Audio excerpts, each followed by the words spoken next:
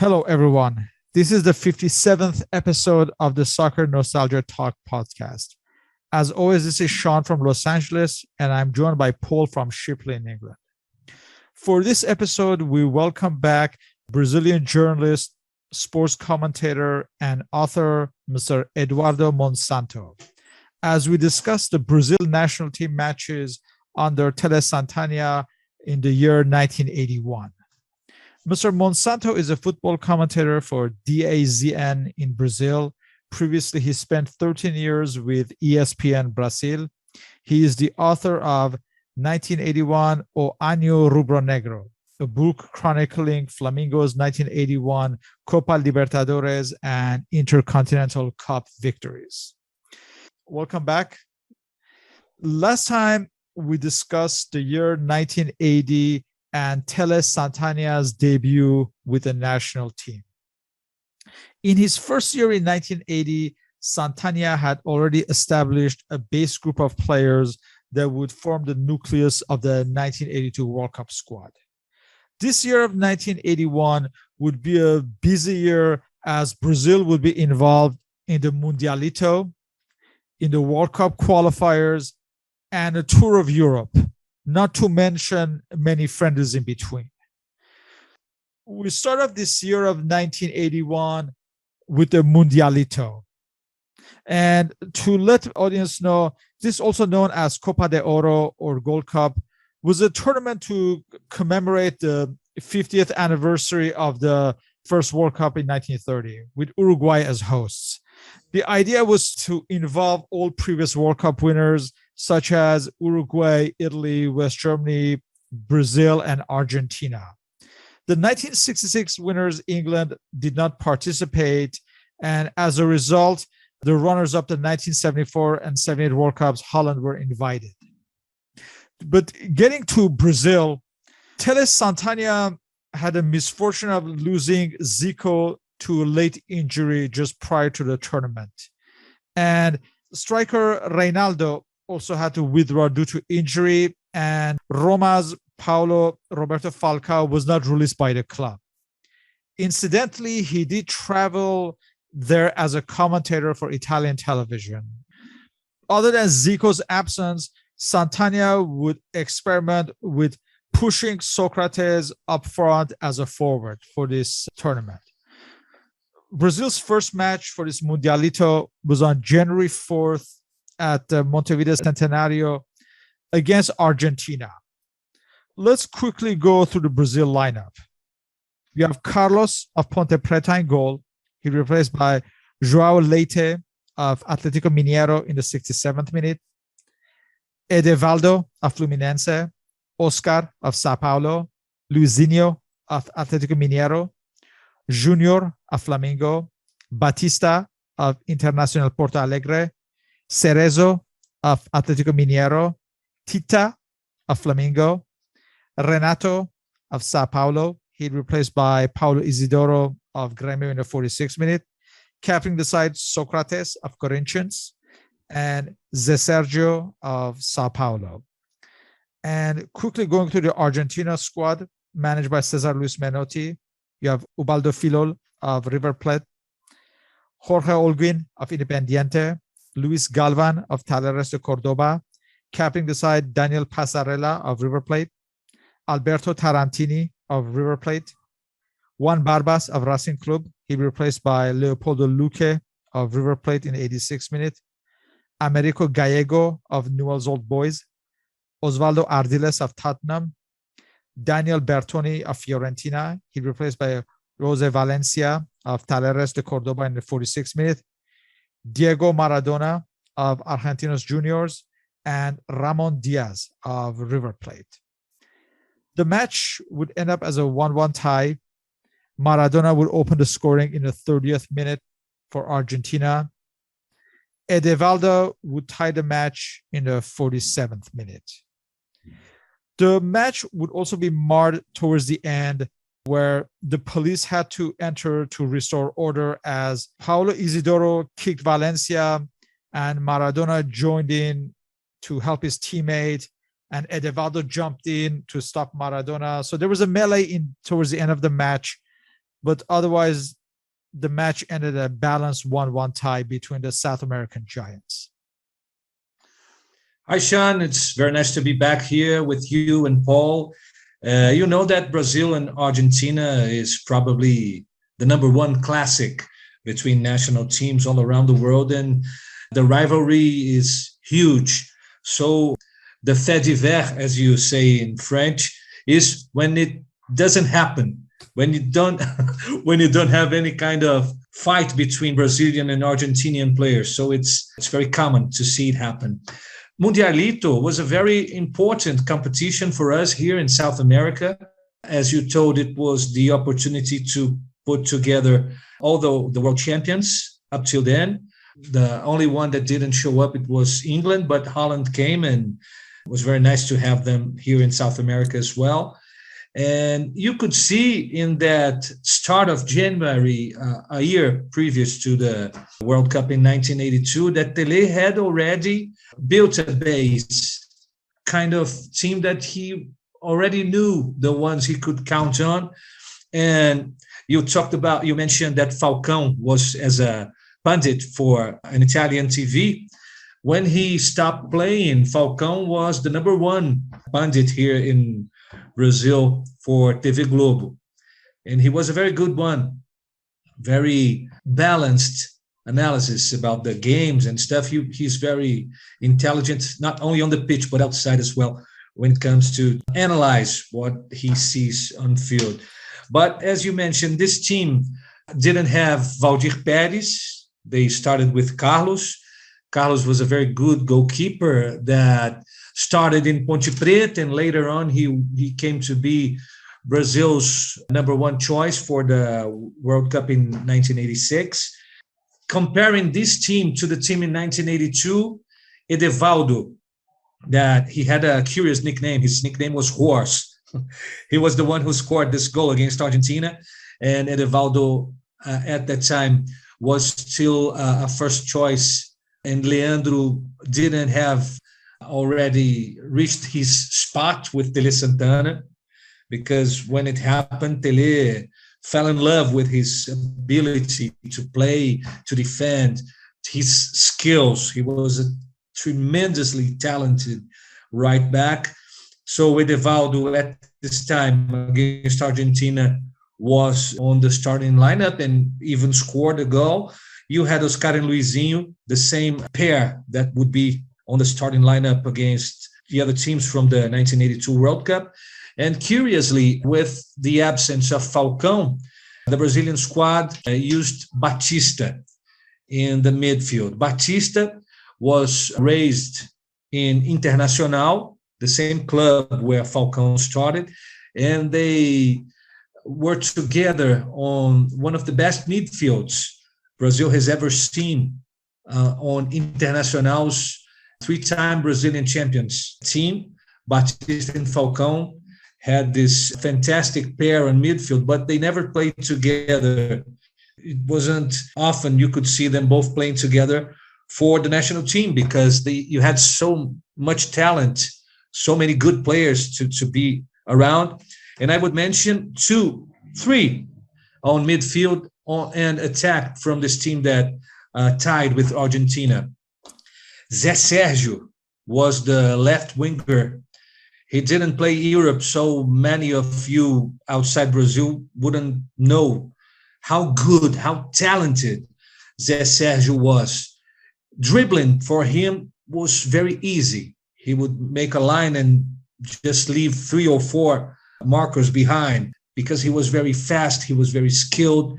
And Tele, in the end, chose Éder, because Éder was a player he knew right from the under 20s, under 16 from Atlético Mineiro. And Éder had this powerful kick with his left foot. And he was also very talented. So Tele wouldn't choose Zé Sérgio, but Zé Sérgio was talented enough to be on a starting lineup for the 1982 World Cup. And we can talk ahead about Tita, because Tita, he used to play with Zico on Flamengo. He had some experiences abroad. He came to win the UEFA Cup in 1988 with Bayer Leverkusen from Germany. He is an idol, an icon for the León team from Mexico. But here in Brazil, he played very well for Flamengo, very well for Grêmio. He came to be intercontinental champion with Flamengo, twice Libertadores Cup champion, once with Flamengo and the other one with Grêmio. And the thing is, he only wasn't the guy with the number 7 jersey on his back because he wanted to use the number 10, that was Zico's.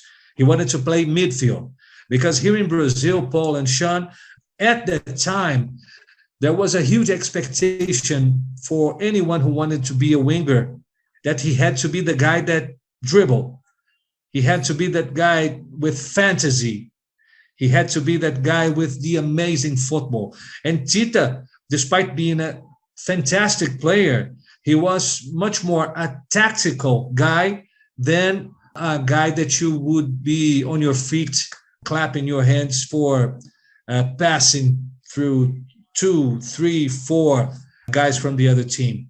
So it was the beginning of the year with different options from Tele, but with a team that was equally competitive. We should also mention that during this match, Carlos was injured and replaced by Joao Leite for the remainder of the tournament as well. Just a few days later, on January 7th, they took on Europe's best squad, West Germany, again at Montevideo's Estadio Centenario. The Germans were missing Horst Hrubesch, who was ill, and their only change was the addition of Mirko Votava. Going through the lineups, for Brazil, you now have Joao Leite in goal of Atlético Mineiro, Edevaldo of Fluminense, replaced by Getúlio of Sao Paulo in the 78th minute, Oscar of Sao Paulo, Luizinho of Atlético Mineiro, Junior of Flamengo, Batista of Internacional Porto Alegre, Cerezo of Atlético Mineiro, Tita of Flamengo. He'd replaced by Serginho of Sao Paulo in the 56th minute, Paulo Isidoro of Grêmio, captaining the side Socrates of Corinthians, and Zé Sergio of Sao Paulo. And West German squad managed by Joop Derval. You have Harald Schumacher of Köln, Manfred Kaltz of Hamburg. He'd replaced by Wolfgang Dremmler of Bayern Munich in the 35th minute, Karl-Heinz Forster of Stuttgart, Hans-Peter Briegel of Kaiserslautern, captaining the side Bernhard Dietz of Duisburg, Hansi Müller of Stuttgart, Rainer Bonhoff of Köln, Felix Magath of Hamburg, Klaus Allofs of Fortuna Düsseldorf. He replaced by Karl Algover of Stuttgart in the 73rd minute, Mirko Votava of Borussia Dortmund, and Karl-Heinz Rummenigge of Bayern Munich. As far as the match, despite taking the lead in the 54th minute, the Germans, it was a complete domination by Brazil in the second half. So Klaus Allofs gave West Germany the lead in the 54th minute, but then just 2 minutes later, Junior scored from a free kick. 5 minutes later, Cerezo scored a second goal from Brazil. Serginho scored in the 76th minute, and Zé Sergio rounded out the scoring in the 82nd minute. It was a clear domination win and a signal to the rest of Europe, at least, that Brazil would be to be reckoned with for next year's World Cup. Because as I mentioned, Germany had been Europe's dominant side for the past 2 years. They had won the Euros. They had no rivals in Europe. But clearly, when it came to the South American continent, they knew that they had to raise their game. And this win showed that. Yeah, because we didn't see in Europe back then the right back and the left back attacking so much as did Junior and Edevaldo. Edevaldo scored on the first game, very nice goal. And the free kick that Junior converted in this game is magnificent. The way he spins the ball and it goes out from the players from Germany, and it was Harald Schumacher in the other end. So it's not easy to go past a goalkeeper of this level. And Toninho Cerezo, he was supposed to be the guy helping out Batista on midfield, but he had also the ability to come forward and try to score some goals. And in this game, he also scored. And on the second half, you've seen also Serginho coming to the pitch. Serginho wasn't the first choice for Tele. Tele's number one option would be Reinaldo. As you mentioned, he was very frequently on the medical department, so he wasn't able to play very often. The other one was Careca. Up then he was a kid from Guarani, a team from the state of São Paulo, but not in São Paulo capital city. A team from Campinas, a city like 100 kilometers away from São Paulo. And he took this team to be the Brazilian national championship in 1978 when he was only 18 years old. And Careca, even though he was young, he was one of the main options. And Serginho, he would be this striker with not so many skills with the ball, but a very strong guy, a very passionate player. And he was like a brawler when it came to score, when it came to fight the goalkeeper from the other team and the defenders. He was like an animal. He wasn't a very technical player, but playing this way, he got to be São Paulo's best scorer of all times. So he got to be with more than 200 goals. He's the top scorer of São Paulo Futebol Clube of all time. This was an important goal for him. And also we had Zé Sérgio showing his skills. The fourth goal was to make this game something that you couldn't argue with. Brazil scored 4 times against the European champions. So this team had to have something different. The world started to look differently because the Brazilian national team from 1978 had lots of good players, but it lacked the Brazilian way of playing. It was more a tactical team inspired in the European way of playing. And when you saw Tele Santana's Brazil playing, you would see attacking football. You would see lots of players with strong individual skills having the space to show what they knew, to show the way they could play.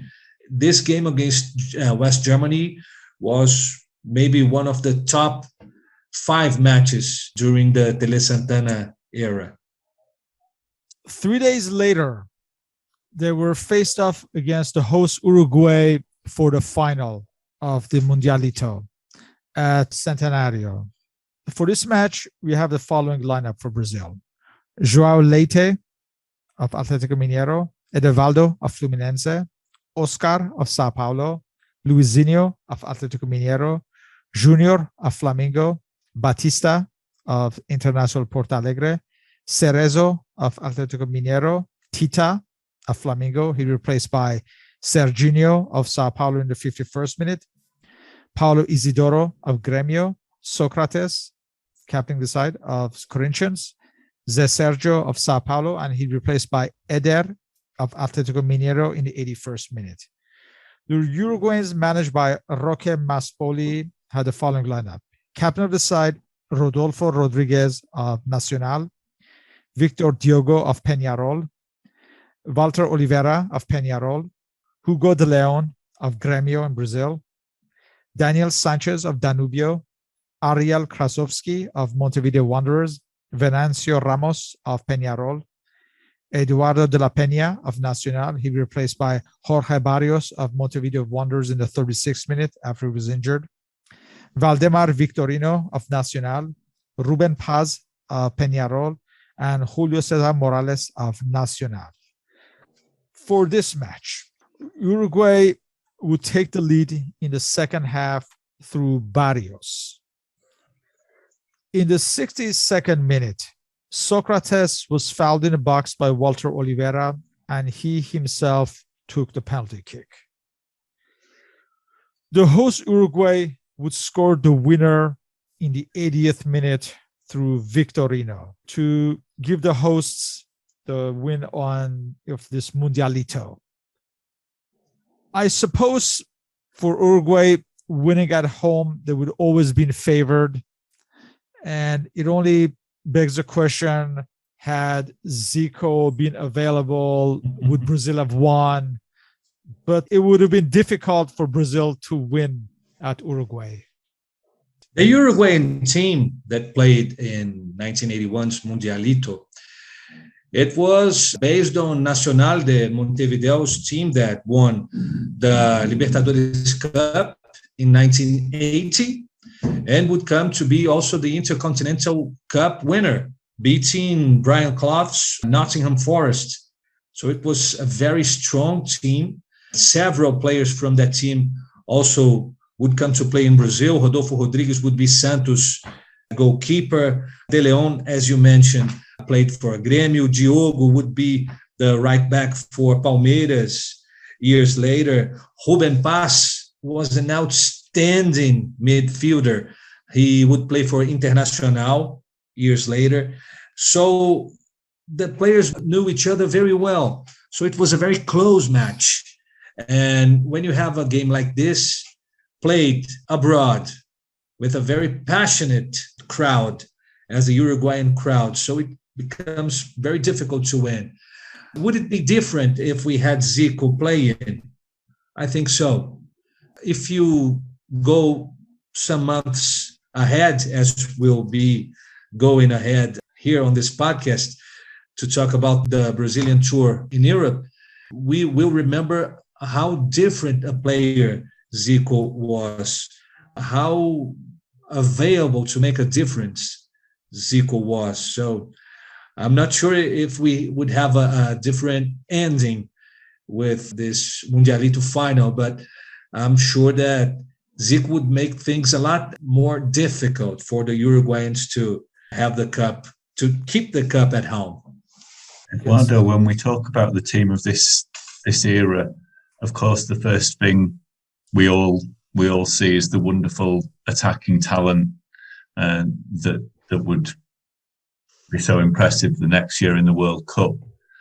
Do you think this game, for example, the two goals are both quite sloppy goals given away in the heart of the defence? Were there any concerns about that at the time? Was the emphasis much more on the attacking side, or do you think there were maybe some worries that there were defensive frailties there as well? Yes, the defensive side really was a concern right from the beginning. But the way Tele Santana saw football was, we can suffer a goal or two, but if we score 3 or 4, it's okay. The team was more the team manager, the trainer. He was much more into scoring goals than trying to avoid them, because he had so much talent on his hands, so many fantastic players. But these frailties, as you mentioned, they were real, because you had two right and left backs that went forward all the time. Junior and Edevaldo at this time. You had midfielders that weren't only destroyers, were not only pressing the opposite side, they were also creating. And defending wasn't our strongest point at the time. But as you mentioned, yes, there were several defensive frailties that would cost a lot at this Mundialito final and also in the World Cup in Spain. And we should also mention that Cerezo was voted as the best player of the Mundialito tournament. Now we come to month of February and March, where we'll have the World Cup qualifiers for the 1982 World Cup. But before that, Brazil has a friendly on February 1st at Bogota versus Colombia. A Colombian side that included future manager Pacho Maturana and was managed by the Argentinian Carlos Bilardo. For this match on February 1st, we have the following squad for Brazil. João Leite in goal, and this would be his fifth and final cap for Brazil. All his caps were in 1980 and 81, although he would play in 1989 for Zico's farewell match, but that's not an official match. Just as a curiosity, let me mention that João Leite, he was one of the leaders of the Athletes of Christ here in Brazil, and he later went to be a politician. He ran to the government of Minas Gerais and several other places on the Minas Gerais administration. So he became like a congressman, but I didn't think he got the same results on politics as he got to achieve as a goalkeeper. He was a very good one, very good goalkeeper, but we had lots of good goalkeepers back then in Brazil. So he, despite being very trusted by Tele Santana, with whom he worked in Atlético Mineiro, he didn't manage to keep in his top three choices until the World Cup in Spain. Then we have Edevaldo of Fluminense. He replaced by Getulio of Sao Paulo, Juninho of Ponte Preta, Luizinho of Atlético Mineiro, Junior of Flamengo, Batista of Internacional Porto Alegre. He'd replaced by Edinho of Fluminense, Cerezo of Atlético Mineiro, Paulo Isidoro of Grêmio, Reinaldo of Atlético Mineiro. He replaced by Serginho of Sao Paulo, Socrates of Corinthians, captain of the side, and Zé Sergio of Sao Paulo. He replaced by Eder. And the match ended as a 1-1 tie. Serginho gave Brazil the lead in the 65th minute, and Eduardo Villarete tied the match in the 69th minute. Just a week later, we have the start of the World Cup qualifiers. So Brazil traveled to Caracas to face Venezuela, who at the time were the weakest footballing nation in South America. For this match, Tele Santana recalled Valdir Perez to be the goalkeeper of the national team. Valdir Perez of Sao Paulo had been out of the Brazil lineup since 1976, and he would remain the fixture in the Brazilian goal until the World Cup. With this match, Tele Santana firmly established Valdir Perez as his number one goalkeeper for the rest of his tenure until the 82 World Cup. So you have Valdir Perez, Edevaldo of Fluminense, Oscar of Sao Paulo, Luizinho of Atlético Mineiro, Junior of Flamengo. Then you have Batista of Internacional Porto Alegre, Cerezo of Atlético Mineiro, Paulo Isidoro of Grêmio, Zico of Flamengo, Serginho of Sao Paulo, and Zé Sergio of Sao Paulo. We should mention that Zé Sergio was sent off in the 33rd minute, along with Venezuelan Carlos Marin, and Paulo Isidoro was sent off in the 85th minute with Ramon Echenauzi of Venezuela. For the match itself, Brazil won the match with Zico's penalty kick in the 82nd minute. Serginho's goal-bound shot was stopped with a handball on the line, and Zico's... It was a beautiful save by the it was a beautiful save, but the guy was not supposed to use his hand, so it became a penalty kick. Beautiful save. Yes. This match, it was very difficult, but you already mentioned that Venezuela was a very poor team, technically speaking, but the field, the grass where they played at Estádio Olímpico de Caracas was terrible.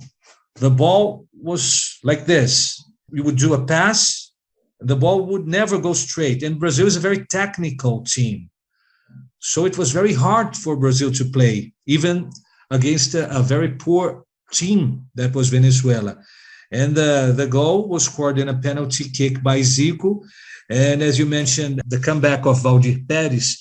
Valdir was the record holder for most games with São Paulo Futebol Clube until Rogério Ceni came up. He played almost 1,000 games for São Paulo. He was a very skilled goalkeeper, but especially when it came to penalty kicks. In 1977, in the Brazilian National Championship final between São Paulo and Atlético Mineiro, Valdir was the main figure to drive São Paulo to its first national championship in 1977. So it was about time for him to come back to the national team. He deserved to. Months later, he would show in Europe why Tele, how much Tele was right to bring him back. The next week, on February 14th, Brazil plays another friendly at Quito against Ecuador. For this match, Santana selected the following squad. Valdir Pérez of Sao Paulo in goal. He'd be replaced by Marola of Santos in the 75th minute. This was Marola's second and final cap. He had earned a cap in 1980. Then you have Edevaldo of Fluminense, Oscar of Sao Paulo, Luizinho of Atlético Mineiro. He'd be replaced by Edinho of Fluminense in the 46th minute. Junior of Flamengo. He'd be replaced by Pedrinho of Palmeiras in the 46th minute. Cerezo of Atlético Mineiro. He'd be replaced by Renato of Sao Paulo in the 60th minute. Zico of Flamengo. He'd be replaced by Pita of Santos. Now, either it's in the 80th minute or the 70th minute. I have different sources showing different minutes. Captain of the side, Socrates of Corinthians, Tita of Flamengo, Reinaldo of Atlético Mineiro, and Eder of Atlético Mineiro. This was a comfortable win for Brazil away from home, 6-0. Reinaldo scored in the 24th and 35th minutes. Socrates scored in the 28th and 81st minute. The Ecuadorian Landeta scored an own goal in the 40th minute, and Zico scored in the 65th minute. Then you come to February 22nd, Brazil's second World Cup qualifier, this time at Bolivia at high altitude La Paz. For this match, we have the following squad. Valdir Pérez of Sao Paulo, Edevaldo of Fluminense, Oscar of Sao Paulo, Luizinho of Atlético Mineiro. He'd be replaced by Edinho of Fluminense in the 35th minute. Junior of Flamengo, Cerezo of Atlético Mineiro, and Cerezo would be sent off in the 62nd minute. Zico of Flamengo, Socrates of Corinthians, Tita of Flamengo. He'd be replaced by Batista of Internacional Porto Alegre in the 65th minute. Reinaldo of Atlético Mineiro, and Eder of Atlético Mineiro. For this match, Brazil won 2-1 away from home. Socrates opened the scoring in the 6th minute. Bolivia tied the match with Carlos Aragones. He headed in from a corner. And let me just complete the information. Aragones played in Brazil for Palmeiras, and the goal he scored came from the moment when Valdir Pérez tried to intercept the ball, but he didn't manage to, and then Aragones scored to the goal free. Valdir messed up this time. Yes. Yeah, fortunately for him, Reinaldo would score the winner in the 61st minute to give Brazil a key away win. So this was 2 away matches and 2 wins, and Brazil were on their way to qualify. When you play, Sean, in La Paz, you are supposed to face 3,600 meters of altitude, is the right way to say altitude. Yes. Altitude sickness, as they call it. 3,600 meters above sea level. And I've had the opportunity to be in Quito and other cities with the same issue. And it's hard enough to be a commentator on a match. To play, my friend, Yeah. you start to get nausea. You try to bring some air into your lungs and the air doesn't come. It's awful.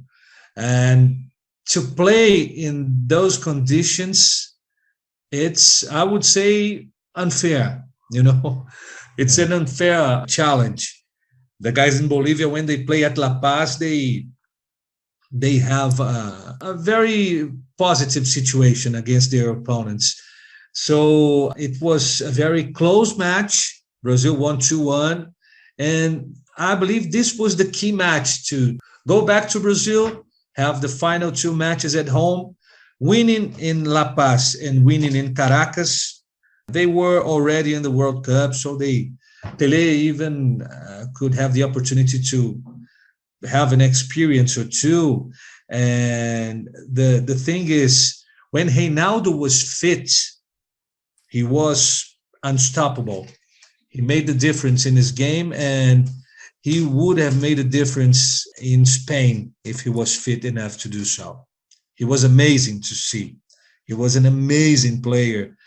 Brazil and Argentina had lots of fantastic players that didn't reach European football and so didn't reach the recognition they deserved outside Brazil. But Reinaldo is one of those guys. He had a brief stint in a club in Sweden, but he was already with his knees destroyed. So he didn't get to be known outside Brazil as much as he deserved, because I don't see a difference between him and Romário. They are level players. So we come to the month of March and the final qualifiers at home. But first, there's a friendly on March 14th at Ribeirão Preto versus Chile. For this match, you have Valdir Perez of Sao Paulo, Edevaldo of Fluminense, Oscar of Sao Paulo, Edinho of Fluminense, Junior of Flamengo, Batista of Internacional Porto Alegre, captain of the side Socrates of Corinthians, Zico of Flamengo, Paulo Cesar Capeta of Sao Paulo, playing in his one and only cap for Brazil. Do you know what Capeta means? Not exactly. Capeta is the devil. Oh. Paulo Cesar, the devil. Something like this. Yeah. I should mention his name is Paulo Cesar Camazuti, and I guess Capeta is his nickname. Paulo Cesar Capeta. Yeah. Yes. Capeta is a nickname. He was a right winger, and he was skilled, but he wasn't such a great guy to score goals. He would be more like a defense breaker, He was a good player, but not, in my point of view, not a player to be on the national team. He later went to play in Switzerland and had a career outside Brazil. So then you have Reinaldo of Atlético Mineiro. He replaced by Serginho of Sao Paulo in the 60th minute. Zé Sergio of Sao Paulo, and he replaced by Eder of Atlético Mineiro in the 60th minute. Going through the Chilean lineup managed by Luis Santibáñez, you have Mario Osben of Colo-Colo, Lizardo Garrido of Colo-Colo, Santiago Gatica of O'Higgins. He replaced by Carlos Rivas of Colo-Colo in the 73rd minute, René Valenzuela of Universidad Católica, Mario Soto Benavides, captain of the side from Cobreloa, Vladimir Bigora of Universidad de Chile, Rodolfo Dubo of Palestino, Manuel Rojas of Universidad Católica, Eduardo Bonvalet of Universidad Católica, Carlos Cagelli of Colo-Colo. He'd replaced by Oscar Herrera of Naval de Talcahuano, and Patricio Yanez of San Luis of Quilota. So for the match itself, Zico gave Brazil the lead in the 30th minute from a long-range shot. Reinaldo scored off a corner, headed off a corner in the 46th minute. And in the 50th minute, Cagelli pulled the one goal back for Chile. But This was with the inclusion of Paulo Cesar Capeta, more of an experimental side, perhaps, against a good Chilean side who would go on and qualify for the World Cup. Yes, and this team didn't have Figueroa. Figueroa was outside. Oh, yes. Don Elias Figueroa, he used to play for Internacional here in Brazil. He played for Peñarol, and he tried a lot to take Chile to a World Cup, and he managed to do so in 1982. He was one of football's greatest ever defenders, and without him, Chile wouldn't be as strong as it could defensively. And this team that won in Ribeirão Preto was the spec for Socrates, because Ribeirão Preto is his city, is where he started in football. He started playing for Botafogo from Ribeirão Preto, not to be confused with Botafogo from Rio de Janeiro.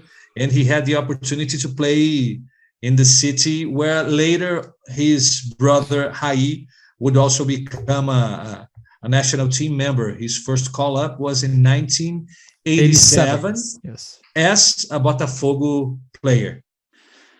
Now we come to the following week, March 22nd, at Maracana at Rio, with Brazil hosting Bolivia for the return fixture of their World Cup qualifier.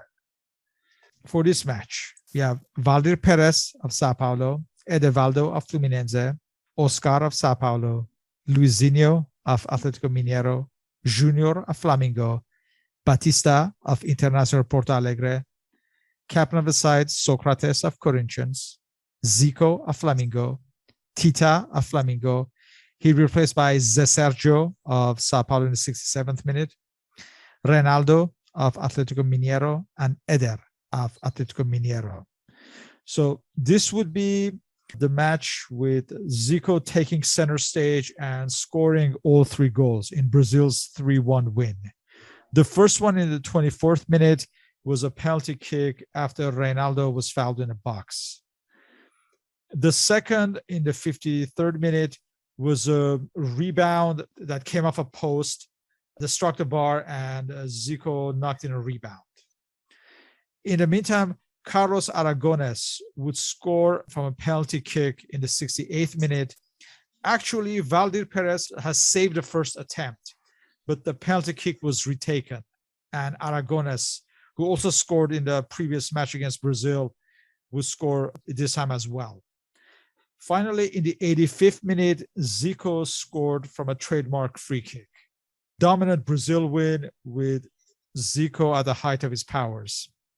When you see the scorecard, it's like 3 Zico goals. So the guy is completely decisive. He was the number 10 in a country where Pelé used number 10. So it was quite a responsibility. And he was in the top of his game, because at the same time he was playing for the Brazilian national team, he was at his prime as well in Flamengo. Flamengo would be, in that same year, 1981, the champion of Libertadores Cup. It would be only the third Brazilian team to be the champion of Libertadores Cup. At that time, the Argentinian and Uruguayan teams were dominant on the competition, and it was only Flamengo's first time at Libertadores Cup. It was very hard to qualify to a Copa Libertadores. You see, only the champion and the runner-up would represent the country. Today, this year, maybe 8 or even 9 Brazilian teams will reach Libertadores. So you had here in Brazil like 10 or 12 teams that would be capable of winning the Brazilian national team. And at that time, the Brazilian national team was formed with the players that played domestically. We didn't have players abroad. Paulo Roberto Falcão was the only one we had back then. Qualifying process to the World Cup. The team got stronger and stronger each time they had Zico and Reinaldo playing together. So the game against Bolivia was one more display of that. The following week, March 29th at Guyana, Brazil hosted Venezuela. That was expected to be a very academic affair and easy win. For this match, we have Valdir Perez of Sao Paulo, Getulio of Sao Paulo in place of Edevaldo, Oscar of Sao Paulo, Luizinho of Atlético Mineiro, Junior of Flamengo, Batista of International Porto Alegre, Socrates, captain of the side of Corinthians. And we have to mention the last couple of games Batista played because I presume Cerezo was suspended because of his sending off. So then you have Zico of Flamengo, Tita of Flamengo, Reinaldo of Atlético Mineiro, and he replaced by Serginho of Sao Paulo in the 64th minute, Eder of Atlético Mineiro, and he'd be replaced by Zé Sergio of Sao Paulo in the 56th minute. For this match that Brazil won 5-0, Tita scored the first goal in the 36th minute. Socrates doubled the lead in the 56th minute with a near post header. Tita scored a third goal in the 59th minute. Zico scored from a penalty kick in the 75th minute after Zé Sergio was fouled in the box. And Junior scored a fifth goal in the 84th minute. Comfortable Brazilian win, 5-0. And more than a year ahead of the World Cup, Brazil had already qualified for the World Cup and had to basically could afford to experiment for more than a year ahead of the World Cup. Yeah. This player, the right back, this time was Getúlio. Getúlio had a curious nickname, Cara Larga, GG da Cara Larga. Cara Larga means large face. He had this big head, you know. He had a very strong kick with his right foot.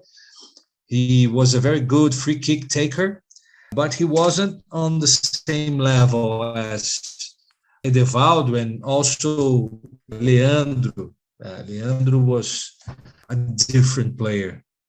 He could be the number 10 anywhere.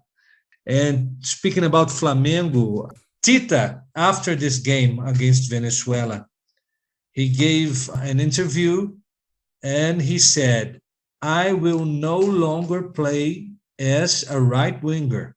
He didn't talk to Tele Santana before that.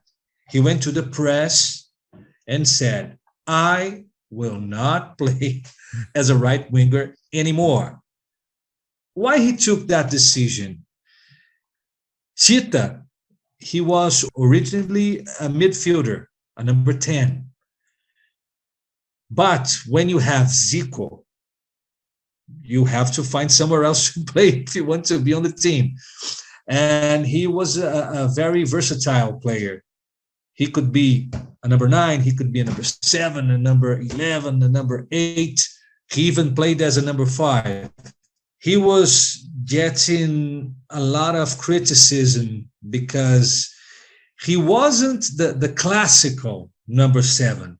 He wasn't a guy that would leave all his rivals behind with skills, dribbling. No, he was a more of a tactical player. When Brazil lost the ball, he would come back to compose the field. It wasn't very common that all the attacking players would help out tactically in Brazil.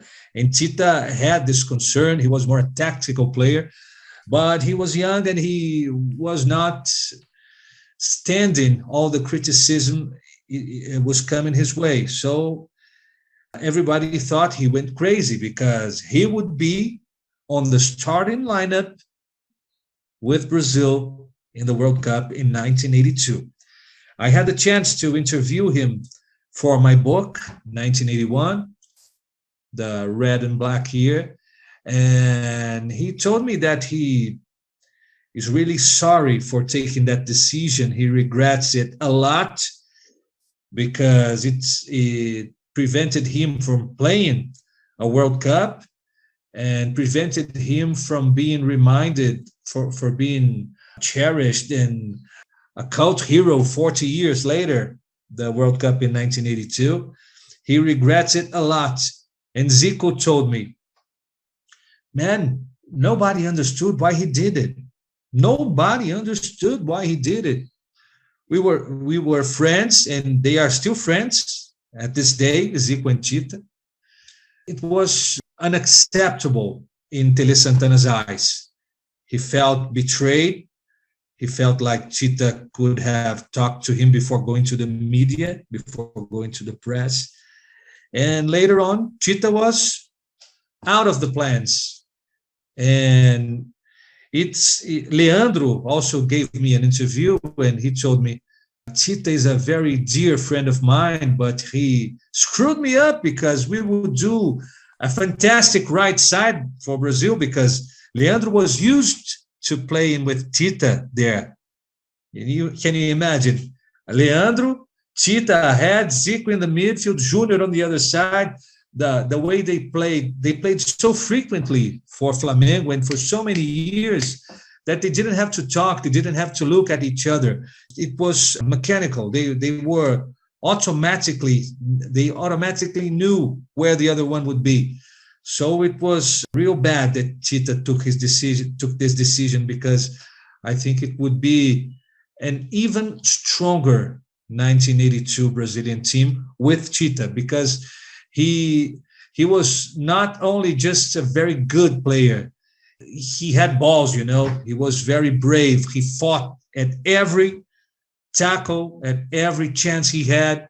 He was a fighter, but in his mind, he was weak. So it cost him a lot. Brazil had qualified for the World Cup. Just a month or so later, they would embark on a tour of Europe, playing against very good European sides, against England, France, and Germany in the May of 1981.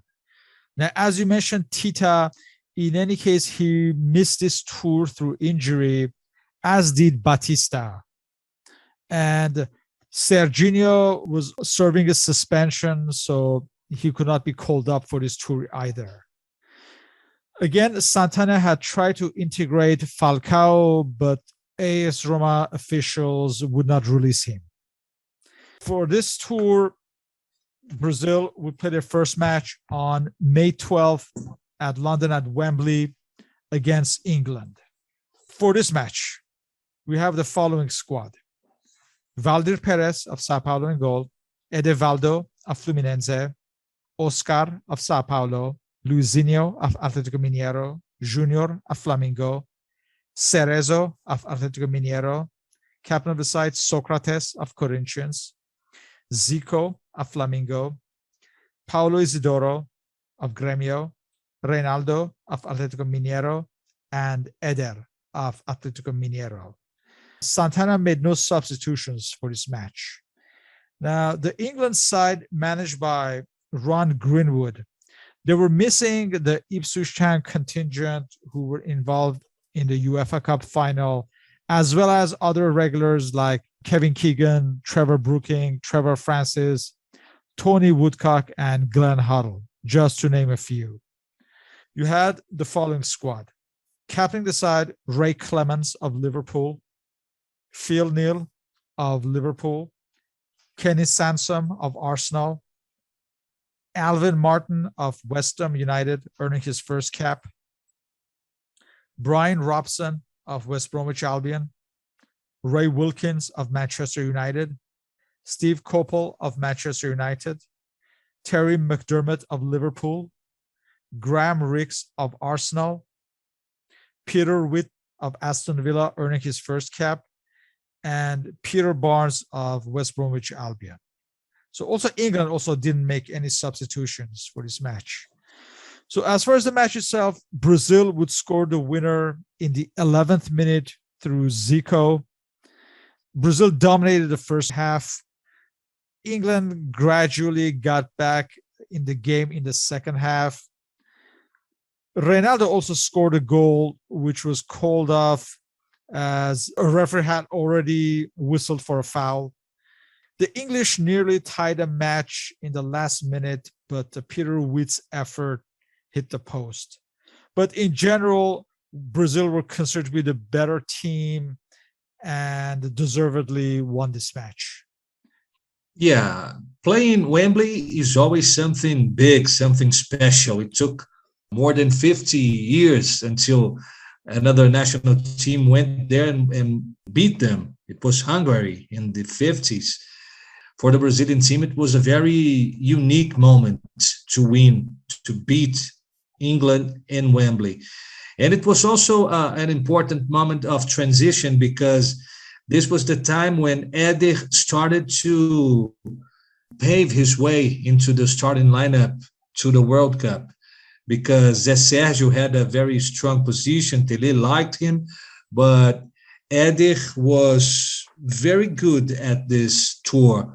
And the game against England was the first step. The tour was very important for Eder to step into the starting lineup, aiming 1982's World Cup. And the opportunity to see Zico and Reinaldo playing together was special for the Brazilian people because they were in the middle of the biggest rivalry here in Brazil at that moment. It was Flamengo against Atlético Mineiro.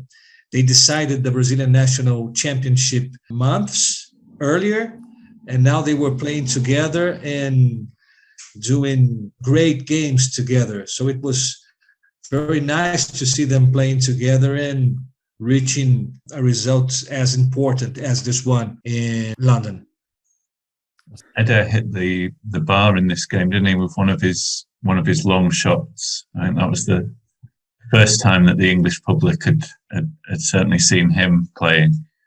And it was an impressive Brazil performance. And all the time, I think that the sense that they were going to be right up with the favourites for the World Cup was growing the more that people saw and knew about this team in Europe. And I believe you guys didn't have as much exchange information as we have today. So suddenly there comes this guy with this long hair and he kicks like a mule and you say, God damn it, where did this guy come from? I think it must have turned people's minds to see that. Yeah, you're right. There was no coverage, certainly, of South American football in England at the time, hardly any European football. So it was, quite a treat to see that team playing in England. 3 days later, on May 15th, France hosted Brazil in Paris at Parc des Princes. The lineup, we have Paulo Sergio of Botafogo, Edevaldo of Fluminense, Oscar of Sao Paulo. He replaced by Edinho of Fluminense in the 78th minute. Luizinho of Atlético Mineiro, Junior of Flamengo, Cerezo of Atlético Mineiro. Captain of the side, Socrates of Corinthians. He'd be replaced by Vitor of Flamengo in the 78th minute. This was his first cap. Zico of Flamengo, Paulo Isidoro of Grêmio, Reinaldo of Atlético Mineiro. He'd be replaced by Cesar of Vasco da Gama in the 62nd minute. This was also his first cap for Cesar. Eder of Atlético Mineiro, and he'd replaced by Zé Sérgio in the 73rd minute. This was Zé Sérgio's 25th and final cap for Brazil. His first cap had been 1978. Also, Reinaldo, this would be his last cap until 1984-85, where he would be called back for a few more matches. But as far as Tele Santana, he was out of his plans for the World Cup. Let's also talk about France. They were also weakened by many absences, including captain Michel Platini, Dominique Rocheteau, Jean-François Larios, Alain Giresse, Bernard Lacombe, and Gerard Soler. Also, before the match, Pelé was honored by L'Équipe magazine as the athlete of the century. As far as the match itself, with the many absences that France had, it was a dominating performance by Brazil. Quickly going through the France lineup, you have managed by Michel Hidalgo. You have Dominique Dropsy of Strasbourg. He replaced by Jean Castaneda of Saint-Etienne in the 46th minute. Gérard Janvion of Saint-Etienne. Captain of the side, Christian Lopez of Saint-Etienne. Marius Trésor of Bordeaux. He'd replaced after an injury in the 23rd minute by Leonard Spech of Strasbourg. Maxime Bossis of Nantes. Jean Tigana of Lyon. Philippe Anziani of Sochaux. He'd be replaced by Patrick de la Montagne of Nancy in the 59th minute. Alain Moisan of Lyon. Bernard Gengini of Sochaux. Olivier Rouillet of Nancy. He'd be replaced by Patrice Lecornu of Angers in the 78th minute. And Didier Six of Strasbourg, who would score France's consolation goal in the 81st minute, and he would be sent off in the 90th minute. Brazil scored in the 21st minute through Zico.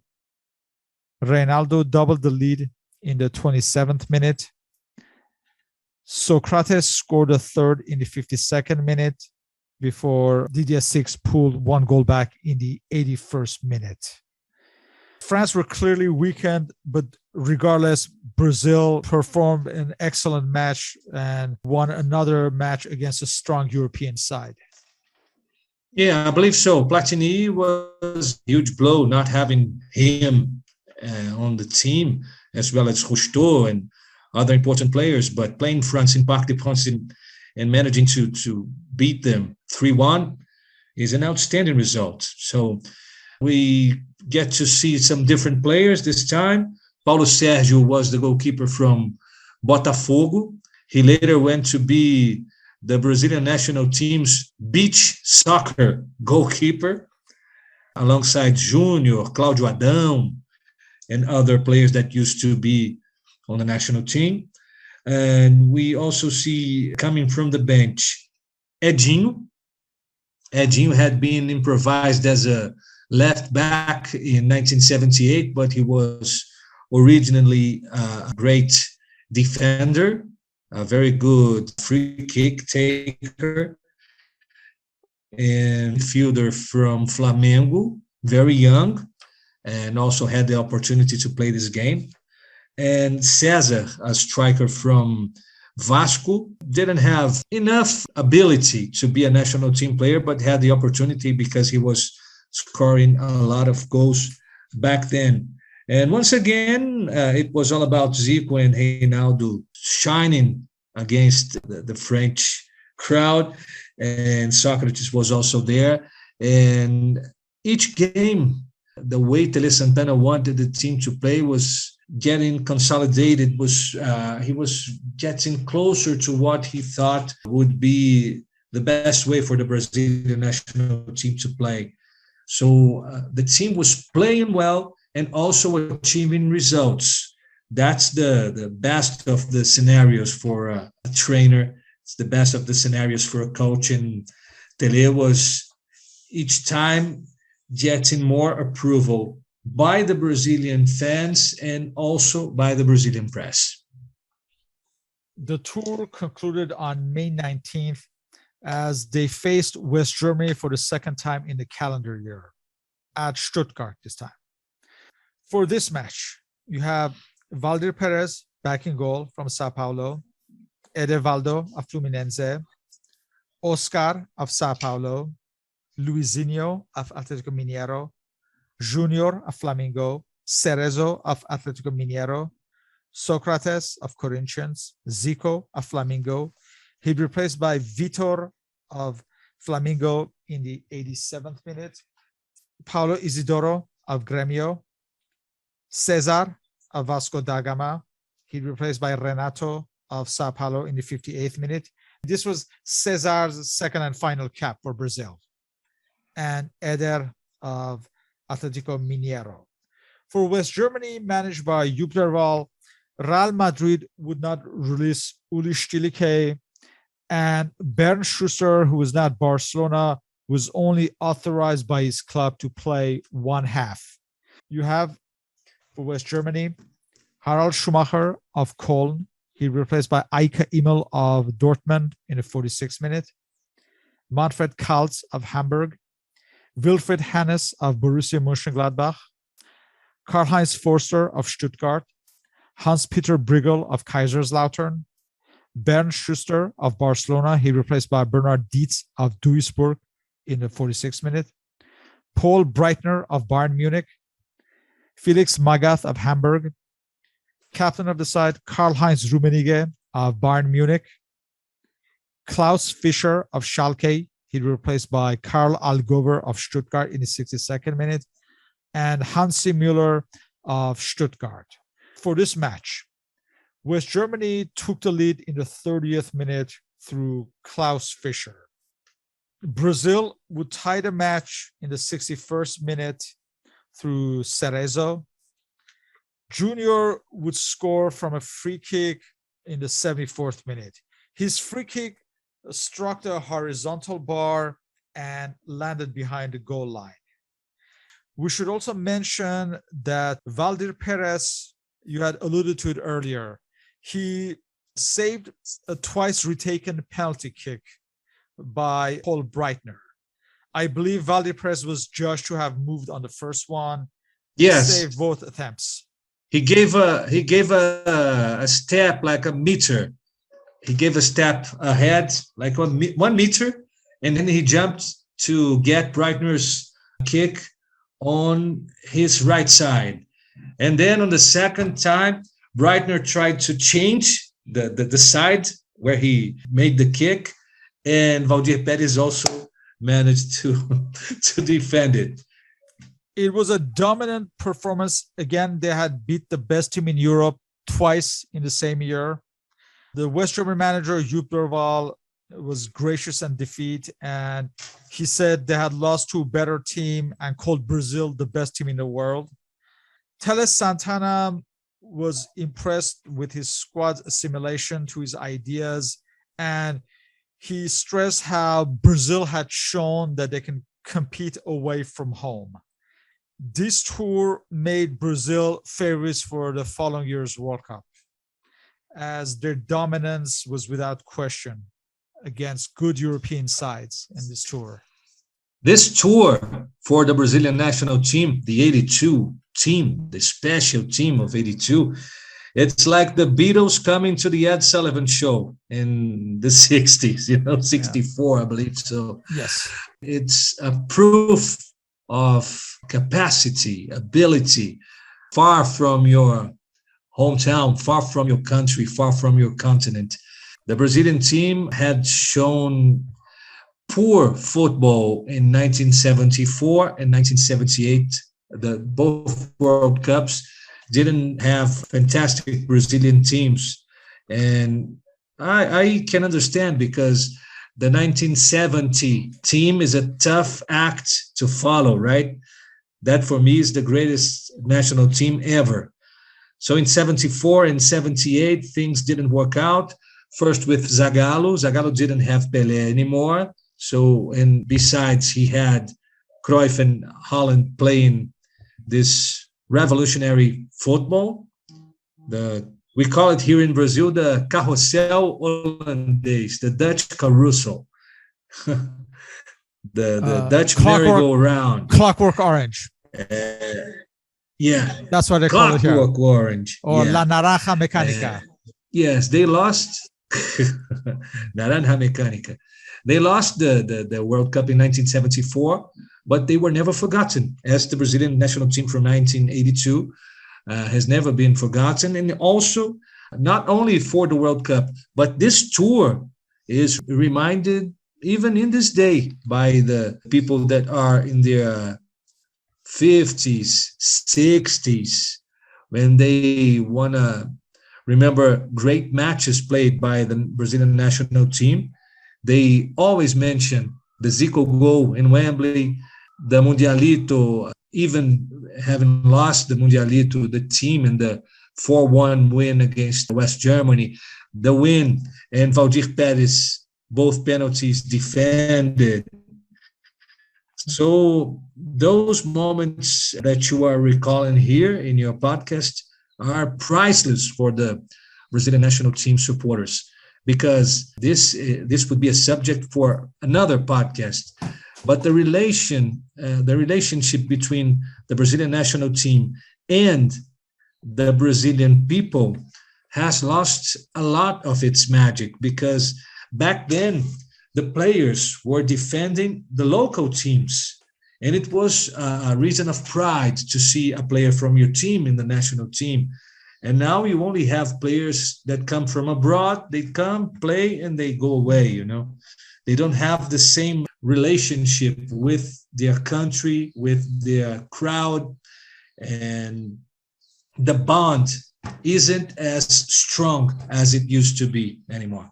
And also we have to mention that Jogo Bonito entered the football lexicon because of this tour, perhaps. Yeah. As far as the European public. The tour, like you said, Brazil left a very good impression. And it's often referenced, as you mentioned, this 1981 tour, a very memorable tour. For the rest of the year, Brazil had still a few friendlies left to experiment for the following year. Spain themselves, the 1982 World Cup hosts, they toured South America in 1981.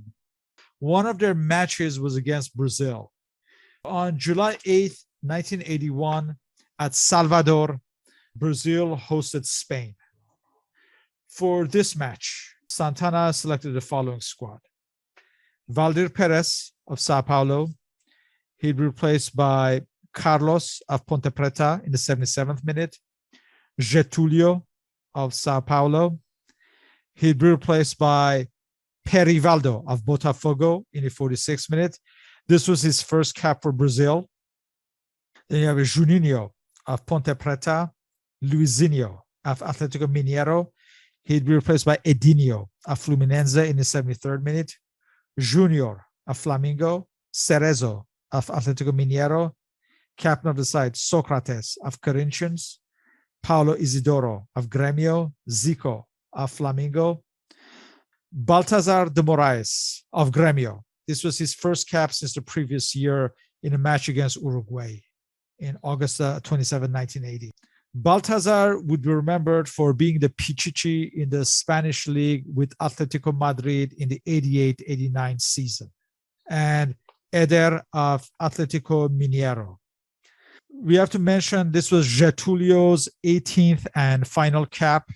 His first cap had been in 1975.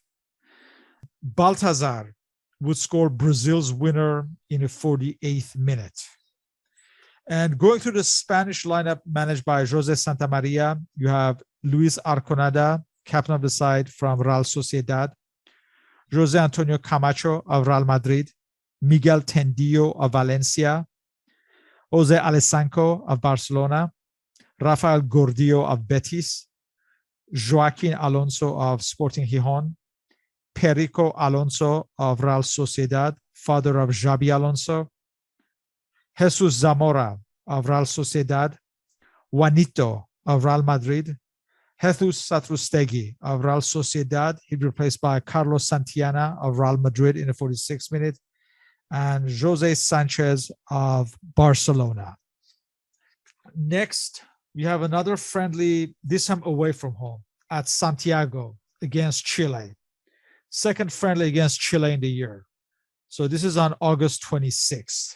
For this match, we have Valdir Perez of Sao Paulo, Edevaldo of Fluminense, Juninho of Ponte Preta. This would be his fourth and final cap. He would nevertheless be part of the final 22 for 1982, Juninho.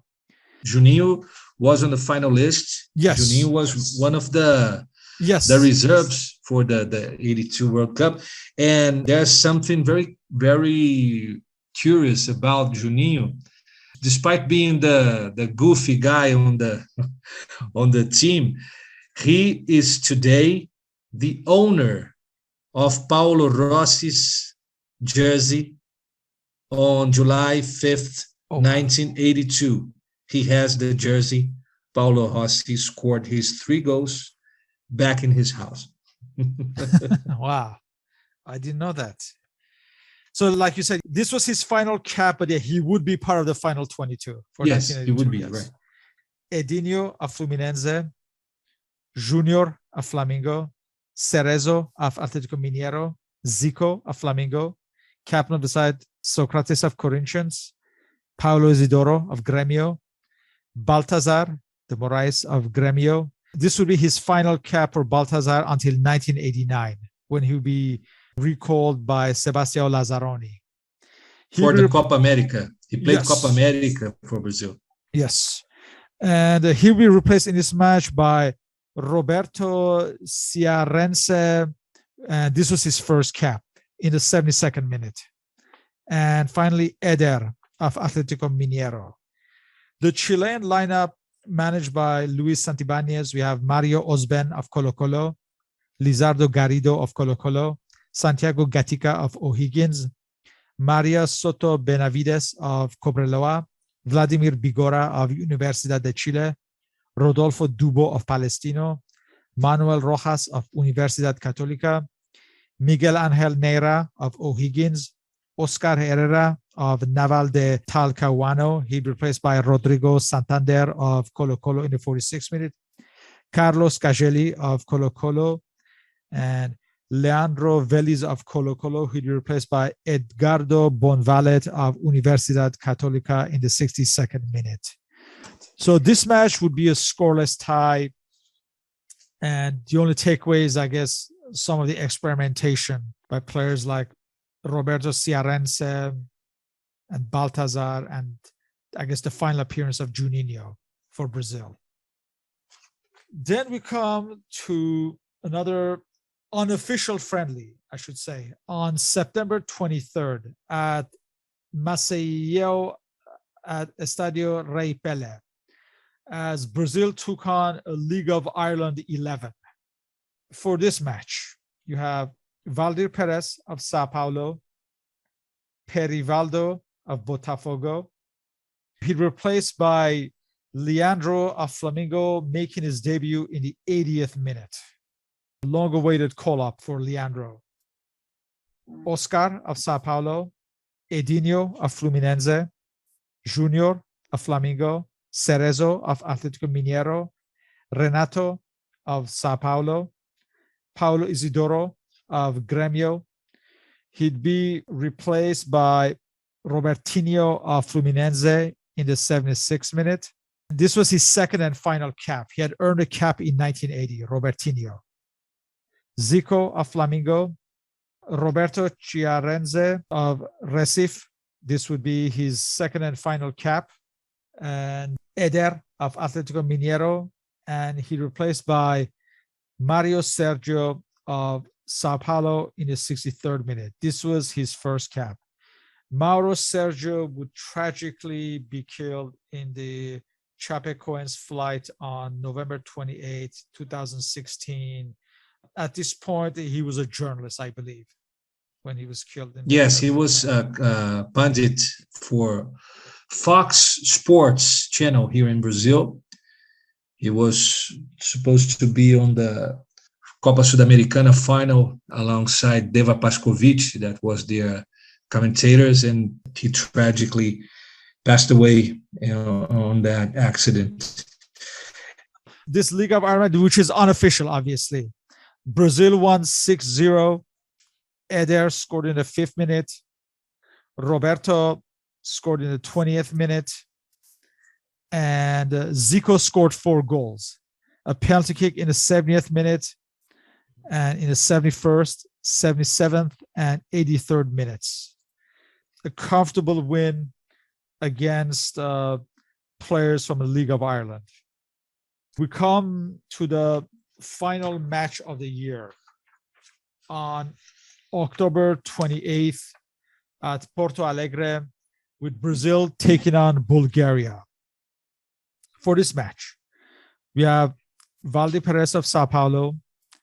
He's replaced by Paulo Sergio of Botafogo in the 77th minute. Leandro of Flamengo starting for the first time for Brazil. Let me just share with you a great story about Leandro's first call-up to the national team. He told me that he was with Flamengo in the... it's not a hotel. Flamengo had a house where the players used to sleep, and they stayed there together. And a reporter called, "Hello, I want to talk to Leandro." Somebody called him up. and said, Leandro, am I the first one? The first one of what? The first one to tell you, you're in. Tele called you. Congratulations.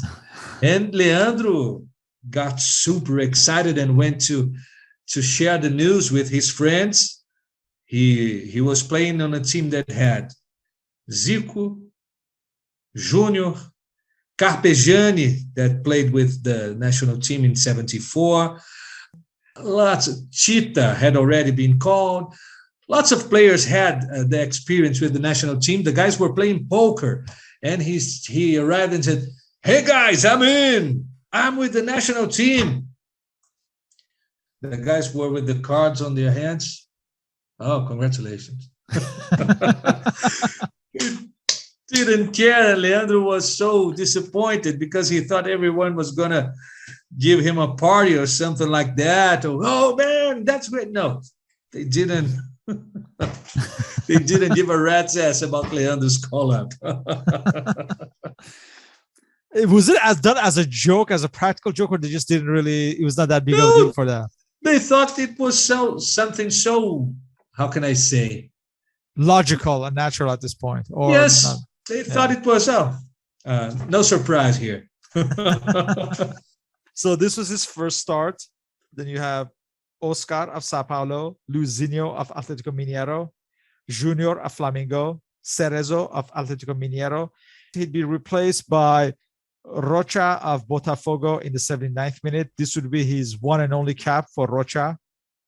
Captain of the side, Socrates of Corinthians, Zico of Flamengo, Paulo Isidoro of Grêmio. Making his recall and comeback to the national team for the first time since 1979, Roberto Dinamite of Vasco da Gama. Would you pronounce Roberto Dinamite? Dinamite means dynamite. Dynamite, yes. The right way to speak in Portuguese would be dinamite. Dinamite or dinamite. Dinamite. And yeah. In Spanish, they say dinamita. Dinamita. Oh, yeah. And Mario Sergio of Sao Paulo.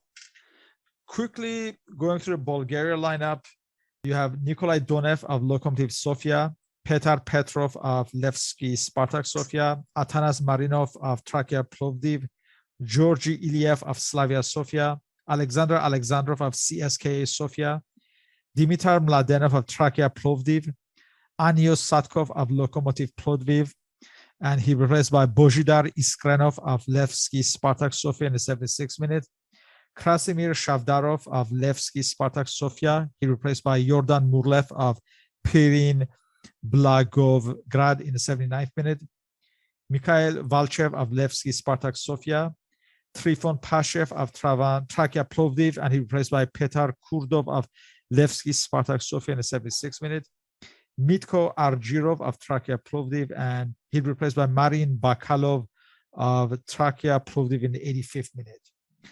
This would be a 3-0 win for Brazil. The returning Roberto Dinamite scored in the 29th minute. Zico scored from a penalty kick in the 55th minute.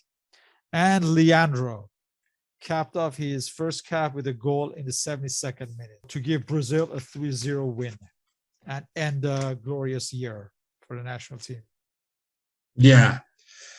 It was amazing. It was very nice to have the opportunity to speak with you and Paul and recall all the great feats this team had managed to do in the previous year of the World Cup, because people remind a lot of the 4 or 5 games in Spain, but the build-up, the work that Tele Santana made in a very short period of time to achieve greatness with that team is something very special to recall.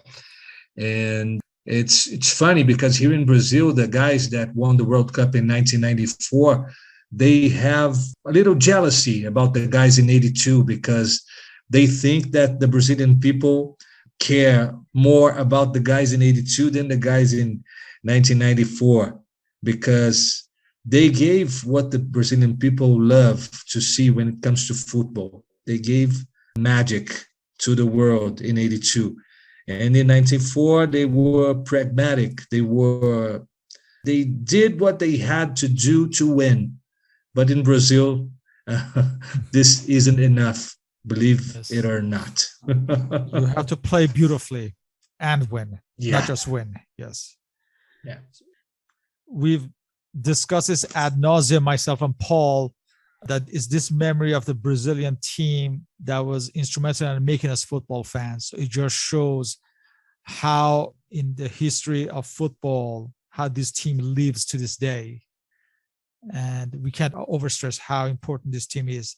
And these matches are instrumental in the build-up of that team.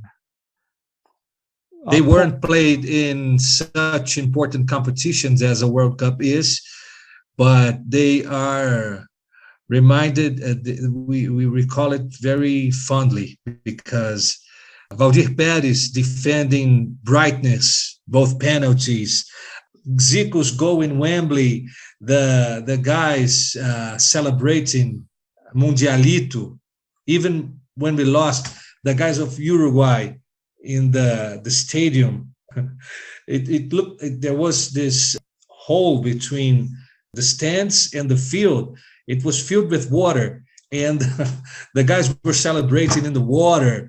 Brazil lost, but there are these are moments that will live forever, because that's the memory of the football, of 80s football.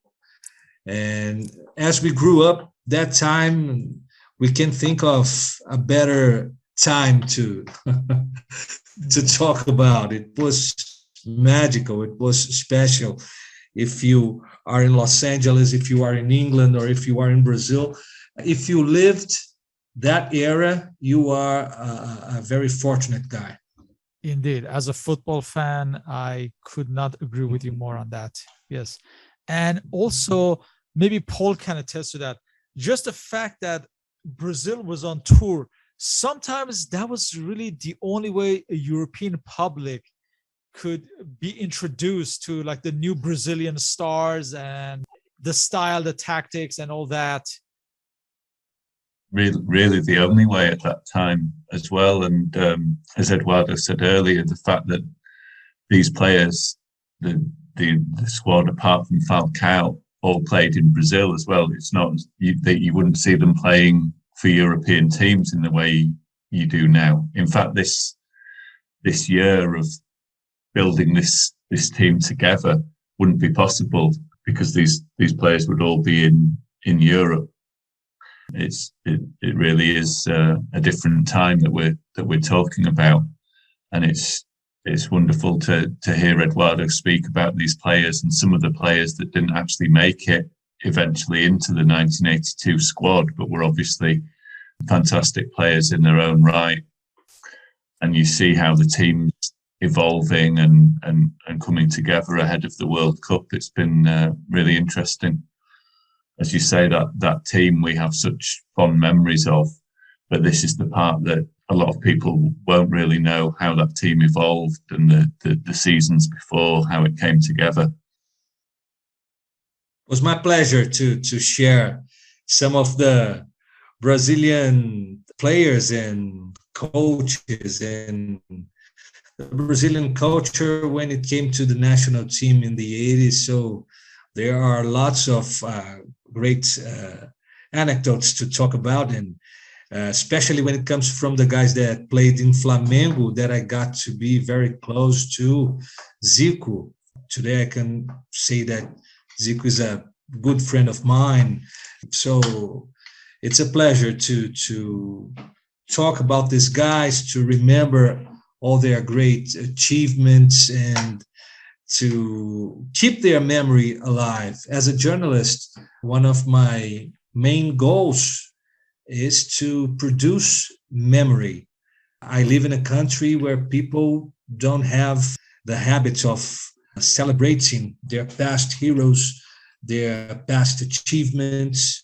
So it's very nice to see you guys doing such a great job to keep those memories alive. I love to navigate on Soccer Nostalgia and check out the old magazines, the old photographs, the old lineups. It's like traveling in time, you know. Sean and Paul, you guys are like Marty McFly and Doc Brown, taking us through so many great episodes of the football history. So it's great.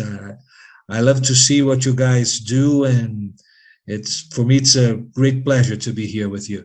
Yeah.